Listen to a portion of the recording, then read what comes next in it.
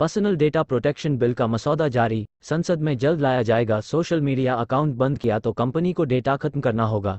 विशेष संवाददाता, नई दिल्ली। लोगों के निजी डिजिटल डेटा के अधिकारों को सुरक्षित रखने के लिए केंद्र सरकार ने digital personal data protection bill का ड्राफ्ट शुक्रवार को पेश किया। नए ड्राफ्ट बिल में मंजूरी के बिना कोई भी कंपनी लोगों के पर्सनल डेटा का गलत इस्तेमाल नहीं कर सकेंगी। अगर ऐसा किया तो कंपनी पर 500 करोड़ रुपए तक का जुर्माना लगाया जा सकता है। 2019 में जारी ड्राफ्ट में 15 करोड़ रुपए या किसी कंपनी के वैश्विक कारोबार का 4% जुर्माना लगाने का प्रस्ताव था। मुद्दा क्यों अहम है? नए बिल के मसौदे में कहा गया है कि इसका उद्देश्य डिजिटल पर्सनल डेटा की प्रोसेसिंग कुछ इस तरह से करने की व्यवस्था देना है जिससे कि अपने निजी डेटा की रक्षा करने का लोगों का हक कायम रहे। साथ ही निजी डेटा की प्रोसेसिंग कानूनी उद्देश्यों के अलावा किसी और काम के लिए नहीं किया जाए।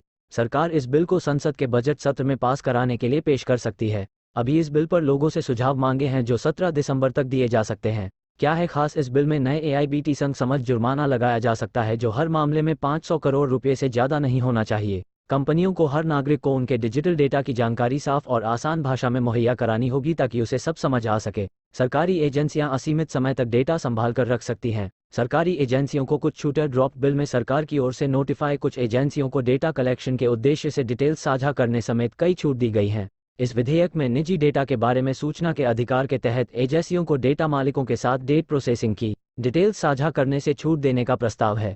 पहली बार बिल में महिलाओं पर फोकस है। देश के इतिहास में पहली बार इस बिल में महिलाओं के लिए हर और शी का इस्तेमाल किया गया है।